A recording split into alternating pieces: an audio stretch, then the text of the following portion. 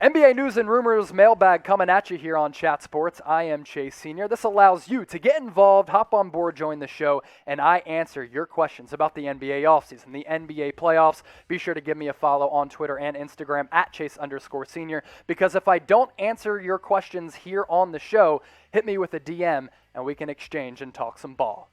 Let's move on to this question from D-Man Dooney. If the Warriors get a high pick from the Timberwolves, who should they draft? Who should they draft with their pick? So the Minnesota Timberwolves pick is top 3 protected, meaning if it falls outside of the top 3, the Warriors get that selection.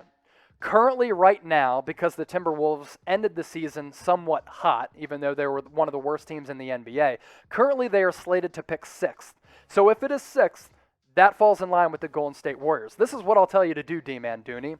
On Warriors Today by Chat Sports, I actually listed 9 or 10 players who the Warriors could draft with that Timberwolves pick. Go check that video out right now. We're talking about guys like Jalen Green, Jonathan Kuminga, and some others. That video is up right now on Warriors Today, so check that out because I did a deep dive scouting profile on all of those players. Let's get to this question from Gary Sanderson. What team could be a surprise lottery jump? Golden State Warriors. Golden State Warriors could have 2 lottery picks this year. Now, they're already slated because they missed out on the NBA playoffs to pick 14th. But if the Minnesota Timberwolves pick is not in the top 3, it conveys to the Warriors, and the Warriors get that pick. So if that's what you mean by that question, Gary Sanderson, I do think the Warriors could have potentially 2 lottery picks, which puts that franchise in a wonderful position moving forward. Let's go to this question from Tyler Reeves. What are your thoughts on maybe a Wiggins for KP trade and Lauri Markkanen interest in Dallas? I think what you're trying to say. What do you think about an Andrew Wiggins for Kristaps Porzingis swap and Dallas Mavericks interest in Lauri Markkanen? So Markkanen, I believe, correct me if I'm wrong, is going to be a restricted free agent. And there are going to be teams who are going to offer him a lot of money. The moving block that would have to take place before that, though, is Dallas getting rid of Kristaps Porzingis so that they can offer Lauri Markkanen a max contract, because I think that's what he's going to demand.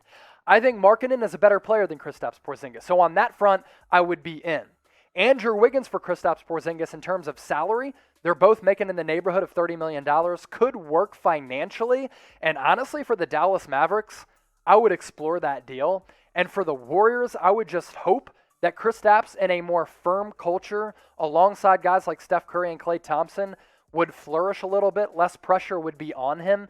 Maybe that's a trade that both organizations are going to explore. And honestly, Tyler Reeves, you got the ideas cooking in my mind right now for a future video on Warriors Today. We move ahead in this NBA mailbag with this question from the third Splash Bro. I'd like to be the third Splash Bro because I certainly got the stroke to do so. Producer Perry knows what I'm talking about because I can make threes rain, and I heard he's got a nice lefty stroke as well. Might have to put out a video of us doing a three-point contest. Will Steph get frustrated and leave Golden State? I just don't see it happening. And I know during the season we covered some of the Steph Curry to Lakers rumors. Bob Myers said after the year, one of the biggest goals for the Warriors, 1, to get healthy, 2, to lock up Steph Curry to a long-term contract. And I think Steph Curry, in terms of a business move, made a right decision, turning down a contract extension and not coming to an agreement on one last December prior to that deadline, because then he went off for one of the most historic and impressive stretches of offensive basketball that we've seen in NBA history. He increased his value even though he's 33 years old. He's going to secure the bag. I think the Warriors should definitely pay him whatever he wants. He's been the face of that franchise. He could probably even be within the ownership ranks if he wants to. So I don't think he leaves Golden State because I think the Warriors do end up paying him. How many more rings, speaking of Steph Curry, do you think that he wins with the Warriors? Very interesting question that producer Perry cooked up here. I'm going to go 1 more, which will bring his total to 4. He's already among the all-time greats in terms of overall players. He might be the most impactful player that we've seen in this generation with the way that he's changed the game. Give me 1 more ring for the Warriors, but leave your number figures in the comments. I'm going to go back and see what you guys come up with and see if your predictions are right. And then in a couple years, when we're still killing it here at Chat Sports, I'll go back to this video, and whoever was right, I'll Venmo you. Let's pivot to this question from YVNG11. Warriors trade Oubre, Samaljic, 2021 second for Toppin, Bullock, Rose, 19th overall pick. They trade Wiggins for DeRozan or Wiggins, 19th and 14th for a star that wants a trade. My mind is blown. How do I even answer that question? First of all, Kelly Oubre is going to be an unrestricted free agent, so that would have to be a sign-in trade. So that can't happen. That takes that trade off the table. Trade Wiggins for DeRozan. DeMar DeRozan is also going to be a free agent as well. So those trades don't really make sense because some of those players that you mentioned are going to be free agents. They would have to be sign-in trade players. So I don't think that's going to come to fruition. Reggie Bullock also going to be a free agent. So too is Derrick Rose. So I do appreciate the question, YVNG11, but a lot of the players you mentioned are going to be free to sign elsewhere on the open market.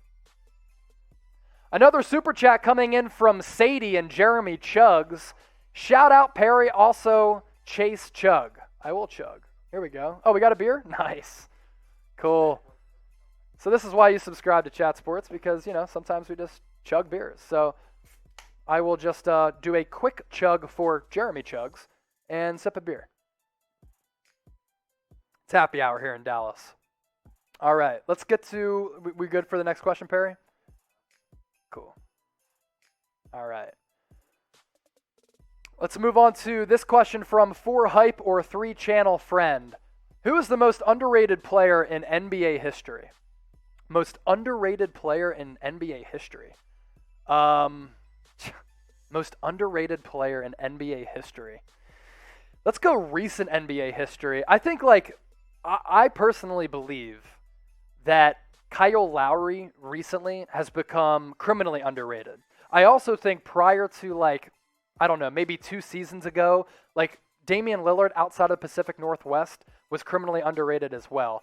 Kawhi Leonard is what producer Perry is saying.